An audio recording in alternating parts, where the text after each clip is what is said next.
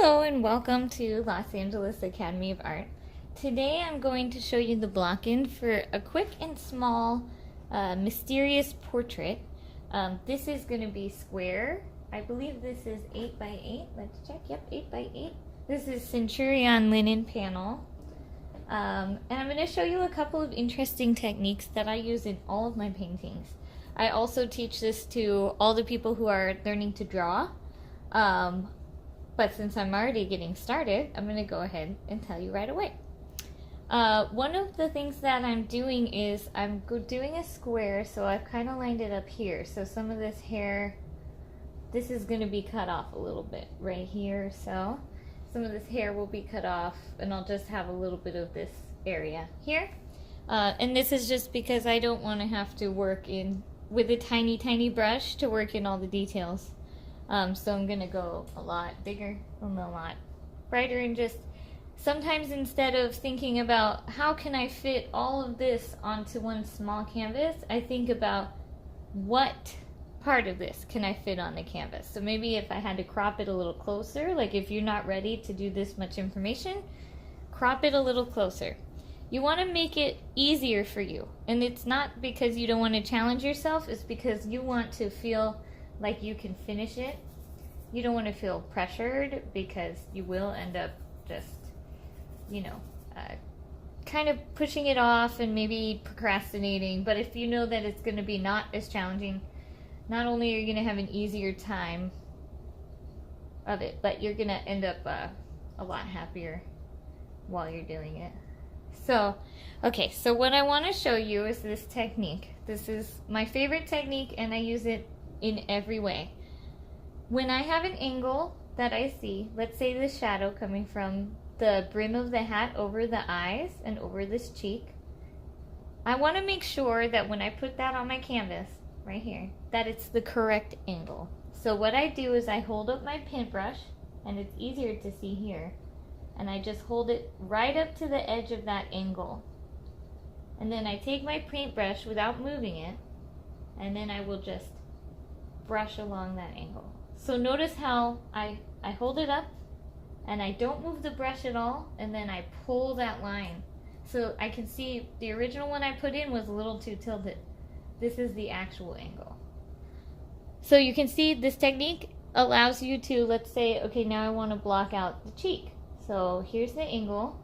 I know it's going to go about here on my canvas, and so I just pull it down. Now, you may pull this all the way through down to the bottom. You may pull it just to where you think the chin is going to end. Either one of those is fine. It's not a big deal. So now I'm going to put in, let's say, this.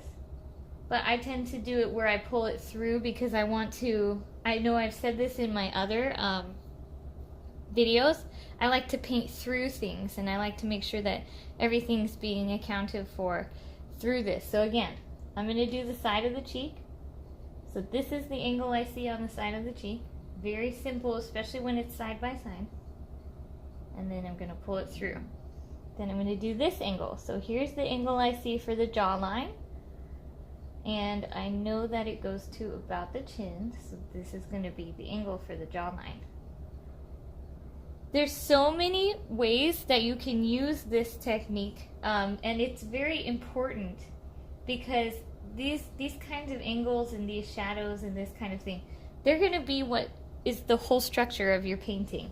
So it's very important that you get them right. So when you're looking, if you weren't looking at, say, a picture on, a iPad or a tablet, you would definitely want to do this, but you would hold it in front of you, in front of your actual setup. So in my other videos, I kind of briefly went over it, but I really wanted to get an emphasis on this in this video. And then let's say this is the angle here of the nose shadow, and it comes up this way. So now you can start to see where this is going, and all of these are kind of lost in that darkness. And then this is just the block-in, so once I get in there with the dark shadows, I'll show the difference between the hat and the eyes. But for now, this is all I'm going to do. I'm gonna take this in just a little bit. This angle, sometimes instead of holding it up, if it's a smaller angle, I'll just put my brush, I'll just hold my brush and I'll pretend I'm painting it in the air. And then once I really feel like I got it, I'll put it down on my canvas. But I always check my measurements. It's so important to check what you're doing against your reference. If you stop checking your reference, go back and start checking it. I always try to be very, very, very strict about it. Another thing I'm going to do is, like, I want to show the side of her eyeball. So I'm going to show where does it line up with something I already have. So I already have the end of this shadow. So I'm going to line up the side of the eyeball with the end of this shadow. And it's about here. Which means her eye's going to end up here. I'm not putting in too much detail. I just need to indicate it so that I can know where to cut that hair in. Just a little bit here, comes around, and then this here is like this, but this side is more like so, and it comes up this way. See, I had not put this in yet. I had only put a little indication. So when I want that actual jawline, I'm going to come around, say, okay, we have the chin kind of in there. We show the bottom of this chin. I might move it in a little bit more. And then now I need that jawline. So I'm going to hold up my brush, bring it over here, and pull. Hold up my brush, bring it over here, and pull. Move this over ever so slightly, because we need room for this part. So now I'm going to start indicating a little bit of the lips, and I'm just using a washed out ivory black mixed with burnt umber, since everything's so dark. I've not decided yet what I'm going to make this lighting, so I just want to make sure that everything's in the right place first. Because being in the right place is more important than what lighting you're using. And I may go over these a million times. I'm exaggerating slightly, but not that much.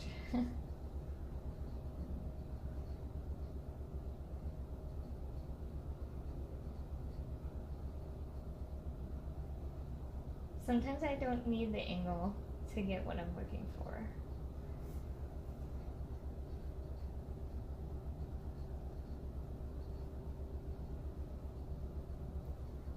So let's say I know where the side of the eye is, now I know where the nostril is. And the other nostril, and we got the side of the lips here. Again, sometimes I'll just do this so I fake paint it essentially. You know, wash this out a little bit more with a little more. It's a little too dark.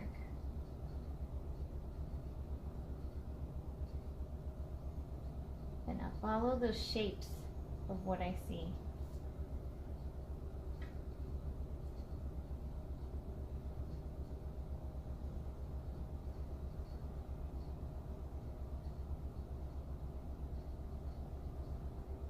Another tip is,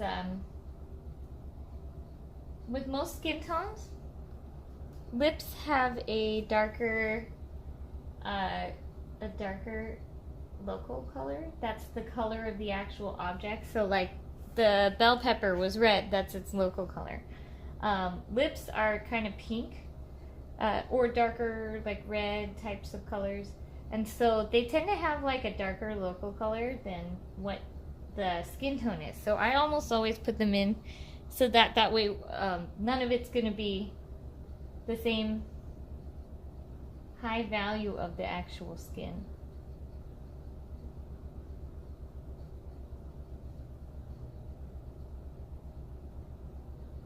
I'm going to put in just a tiny bit here with darker. And I'm painting really, really, really thin. So this means if I need to go over it, I have to thicken my paint quite a bit. Always double check your work. I highly recommend, what I do is I step back from my seat or wherever I'm painting.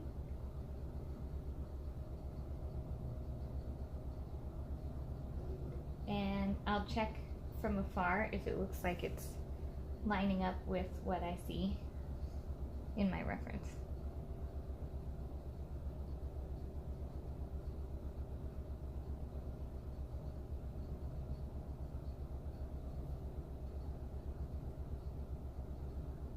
And nobody asks me this, but I'm sure some people are wondering, is it very weird to paint your twin all the time? Because the answer is absolutely not, and it's because she's free modeling. And this is like a picture of her from, let's say, maybe 10 years ago. And look, I get to use it as a reference because I feel like doing some Western art. And then I'll just come in and I'm really trying to make sure that I get this in a little bit more accurately. Because for this one, these shadows are really, this color that I'm laying in is going to mostly stay there for these shadows.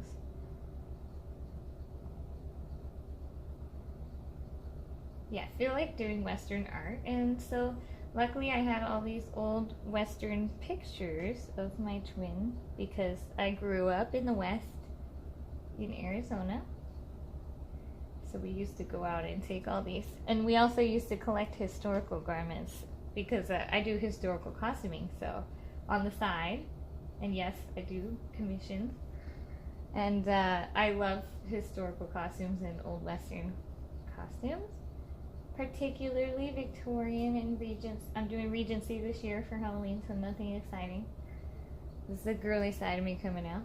And so we used to go out in the desert because we'd be bored. Arizona is obviously the most exciting place in the world. Actually, it's pretty fun because if you're bored, you just go out in the desert and take pictures. So we ended up, you know, taking a lot of like reference photos, including this one. And it's really cool to have like a stock, your own stock footage or whatever. And then because I've painted my twin many, many, many times in person, it's kind of easy for me to get her skin tones to decide what she looks like. And if I get confused, I can just look in the mirror. So it's pretty fun. I'm kind of glad that I have some advantages there.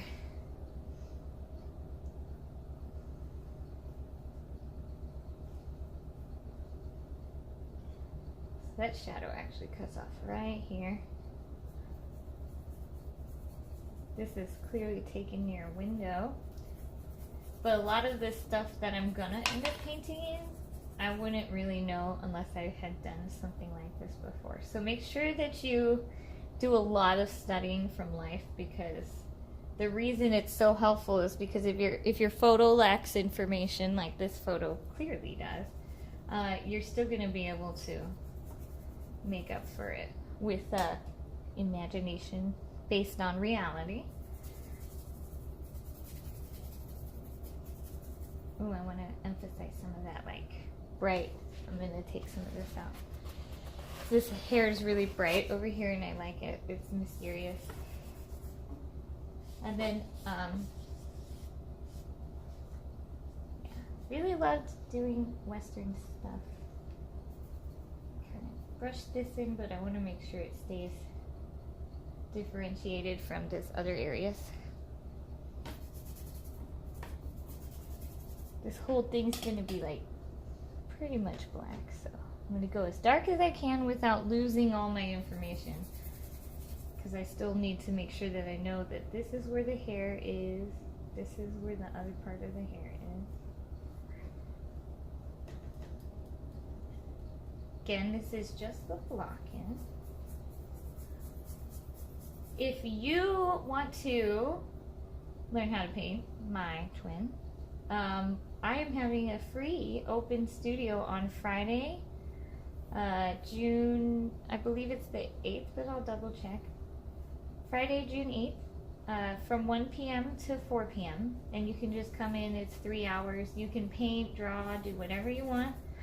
And I'll be glad to help you out while you're here if you want to learn some stuff. It's completely free. If you bring tips for my model, that would be great, because she is awesome. It's my twin. She is great. So if you bring the tips, that's awesome. And but it's not necessary because I understand a lot of us are on a budget and I don't want you to, feel pressured. So just come in and enjoy yourself and enjoy your model, which is my twin.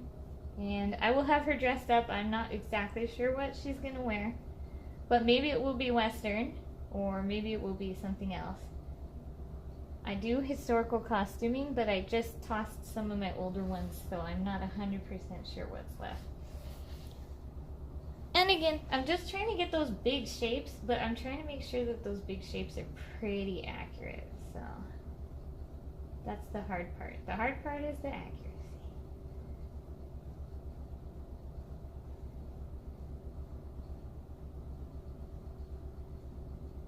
Some of this is looking kind of dark, but it will dry a little bit lighter because I've loaded it with the this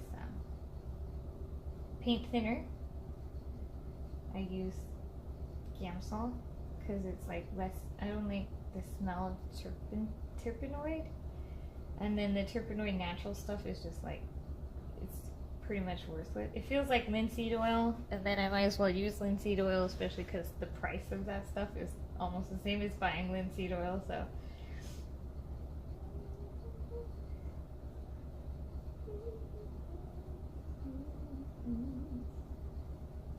come in and draw with me on June 8th. Again, it's completely free, and you can sign up at Meetup for free. It's Meetup is, I have a Meetup for Los Angeles Academy of Art. Just look up Los Angeles Academy of Art. And we also do marketing workshops because, as you probably already know, I'm a digital marketing manager. That's where I came from. That's what I do. So that's my side gig. And so I like to teach marketing, especially when it comes to art, because I've been selling my art online for years. And I know it's not exactly intuitive to start necessarily. So I like to teach workshops for that. If you're interested, let me know and I'll let you know when the workshop comes up.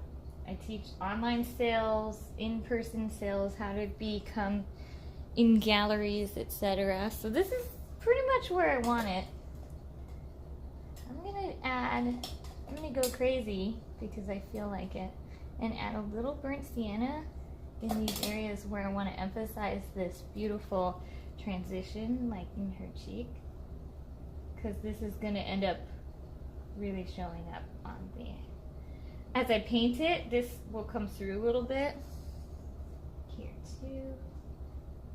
Over. Some people use a maul stick, but I don't have one, but I have very, very, very shaky hands. So I should use one, but instead I just try to do it this way.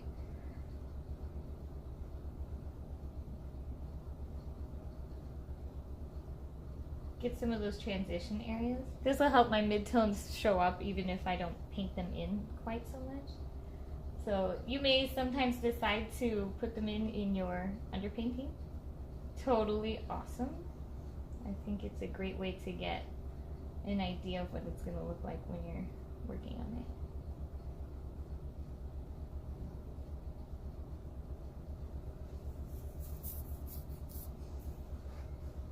And just a little bit down here. This is going to be more the blonde. And this is going to be all open neck area.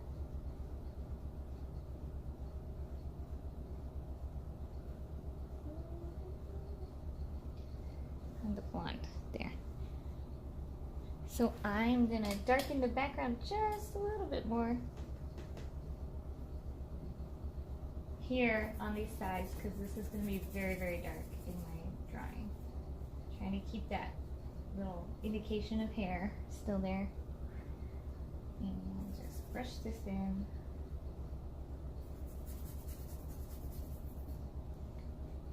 And then I'll teach you some things about portraits. Portraits are like my specialty. I've been doing portraits for as long as I can remember drawing. I started drawing because I started seriously drawing before this, but I kind of got more into it when Lord of the Rings came out, because I love Lord of the Rings. And so I did a bunch of portraits of Frodo, Aragorn, Galadriel, Gandalf. My favorite portrait was Gandalf. He is so fun to draw. Ian McKellen is amazing. And so that was always fun. That's what kind of got me into it. So I didn't start doing other things until more recently, actually. So I do still lifes, but I didn't do still lifes for many, many, many years. Mostly it was just the portraits. There's a little bit of lightness in part of this. Okay, this is part of the neck. And it comes upwards. So if I want to check the angle, again, I put my brush up and then I just pull it on out.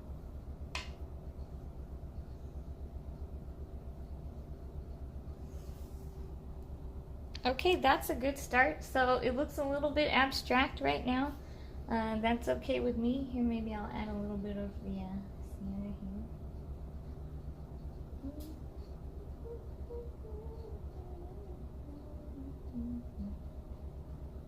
Because there's a lot of that. You can see here there's a lot of reflected light from her blonde hair going up here. So this is where that reflected light's going to be on the painting. And some of this transition area too. From this shadow, cutting across.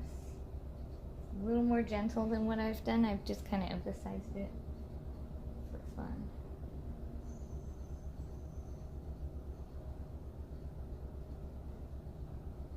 There's a couple areas that'll get more detailed as we go along. So it looks pretty simple now, but that's where I want everything to go on my canvas. So sometimes I'll have a hard time visualizing where I want it to go, and it's easier for me to just paint it in and go, okay, well, I guess that's where it's going. Other times I can kind of figure out where it's gonna go. It's a lot of like mental math and work, a lot of like visualization, geometry, and this kind of thing. Especially when you're working on a square canvas, because you're like having to make an interesting composition without just centering everything. So, alright, that is part one, the blocking of this portrait. I will talk to you later, and if you have any questions, please feel free to comment. Please feel free to subscribe for more. And also come visit us. We are in Los Angeles, in Koreatown. I also do online lessons, so if you want some private one-on-one lessons, they're extremely affordable, and I guarantee you'll be happy. I will definitely guarantee that you'll be happy. I've been teaching online classes for over 6 years. I worked with Artist Network University, which is the artist magazine, to do portrait classes, and all of my students were amazing. It's only 4 weeks long, but it's really worth it, and it's on your schedule. But note that you will have about 2 to 4 hours of work every week that you'll have to complete for the class. It's not as hard as it sounds. 2 to 4 hours goes by very, very, very quickly. And they're very, instructive and structured. So you know where to go, you know what to look for, and you'll be able to learn how to paint your own portraits and how to do this for yourself in the future. So visit us at LosAngelesAcademyOfArt.com, or here in Koreatown. We're at 5th Street and Western. Visit LosAngelesAcademyOfArt.com for our address and contact information. And feel free to give me a call, sign up, email me, and let me know what you want, and we'll take care of it. And I hope you learned something, and we'll be working on this again next time. Talk to you later.